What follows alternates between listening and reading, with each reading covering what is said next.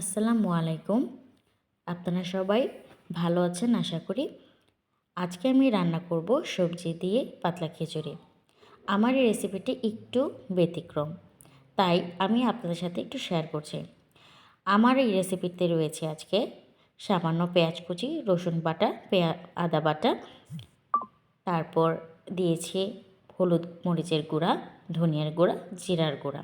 ঠিক আছে, একসাথে মিক্স করে এখানে আমার কেটে রাখা সবজিটা দিয়ে দিয়েছি, গাজর, টমেটো, সিম। এটা একটু হালকা পানিতে আমি সেদ্ধ করে নিচ্ছি, কেননা গাজরটা একটু সেদ্ধ হতে সময় নেয়। এবং আমি সাথে করে দিয়ে দিয়েছি আমার চালটা।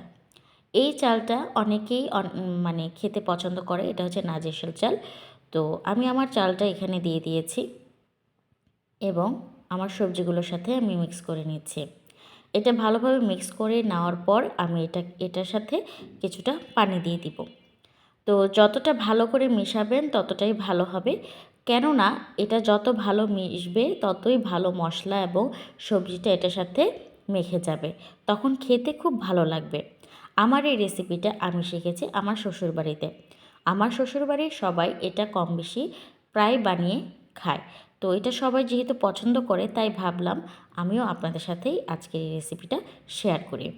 তো যেহেতু মেশানো হয়ে গেছে, তাই এখানে আমি সামান্য পানি দিয়ে দিব। যেহেতু আমি পাতলা খিচুড়ি রান্না করছি, তাই এখানে পানি দিয়ে দিয়েছি।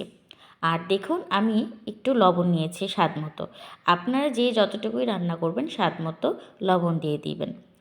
তো দেখুন, এখানে আমি পানি দিয়ে দিয়েছি। পানিটা যখন ফুটতে শুরু করবে, তখন কিন্তু আমার খিচুড়িটা প্রায় হয়ে আসবে। যখন হয়ে আসবে তখন অল্প আঁচে এটাকে পানিটা খিচুড়িটা নামিয়ে ফেলবো।